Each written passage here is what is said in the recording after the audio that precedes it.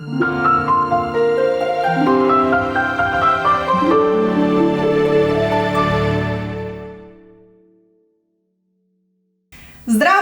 dobrodošli v prvem vlogu Prehranske čveke, kjer bova z mojim dobrim prijateljem in dietetikom Petrom čvekala o prehranskih vlakninah.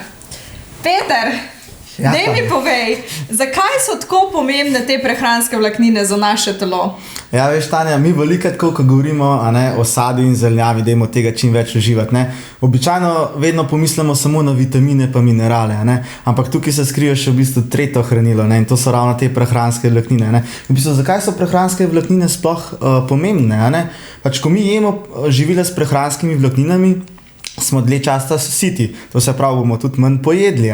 Potem prehranske vlaknine tudi zelo dobro vpliva na urejeno in pa redno prebavo, potem dobro vpliva na imunski sistem. V primeru diabetikov, pač diabetiki, ki uživajo živila z veliko prehranskimi vlakninami, imajo veliko bolje urejen krvni sladkor, ravno zato, ker vlaknine znižujejo glikemični indeks živila. Potem, naprimer, bolniki, ki imajo povečan holesterol, oziroma ljudje, ki imajo povečan holesterol, to se pravi, vlaknine v procesu prebave nase ta holesterol veže, ki ga mi pojemo, in potem dejansko mi ta holesterol pokakamo.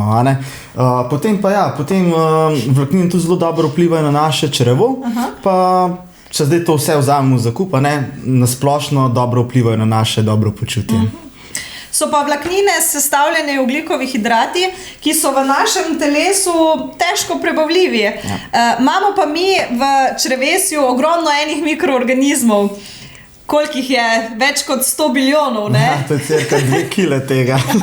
In poznamo dobre bakterije in slabe. In tiste dobre se hranijo s temi prehranskimi vlakninami. In stranski produkt teh dobrih bakterij so kratkoverižne maščobne kisline, ki jih pa potrebujejo oziroma so hranila za črevesne celice. Poleg tega pa, če imamo dobro mikrofloro, imamo tudi imunski sistem, kar je super za naše zdravje. Točno tako. In v bistvu zdaj zadnje raziskave kaže tudi en tak zelo dober vpliv teh naših črevesnih mikroorganizmov na naše možgane. Oziroma nekako se je pokazala, da sta te dve zadevi povezani. In kako je ta povezava vzpostavljena? Tukaj v bistvu mi govorimo o hormonu serotoninu, hormonu sreče, pri kateremu pač katerega proizvodnja, katerega proizvodnja je v bistvu odvisna od teh naših mikroorganizmov, ki prebavajo tele vlaknine. In ker smo glih pri raziskavah, statistično značilno je, da več kot pojemo prehranskih vlaknin, boljšo imamo mikrofloro in manj smo depresivni, manj anksiozni, manj tesnobni.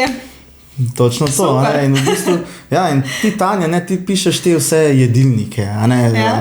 In daj mi povej, koliko mi teh vlaknin sploh rabimo v bistvu na dan?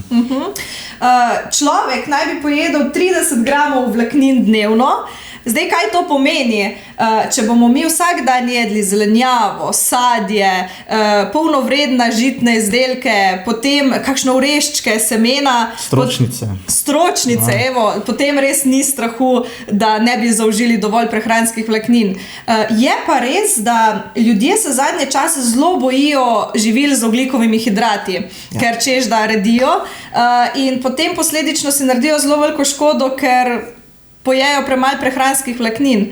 Je pa tudi druga skrajnost, ko jih lahko preveč pojemo. Točno to, kaj pa to zdaj povzroča? Pač preveč vlaknin velikokrat povzroča v bistvu kakšno takšno napihnjenost, potem mogoče tudi črvičenje v črevesju ali pa krče v črevesju, kar spet ni dobro. In v bistvu podoben učink ima pa tudi v bistvu prehrana s preveč sladkorja. In v bistvu sladkorji so pa glavno hranilo za tiste slabe bakterije, in v bistvu te slabe bakterije povzročajo veliko teh plinov, in zato pač ta napihnjenost.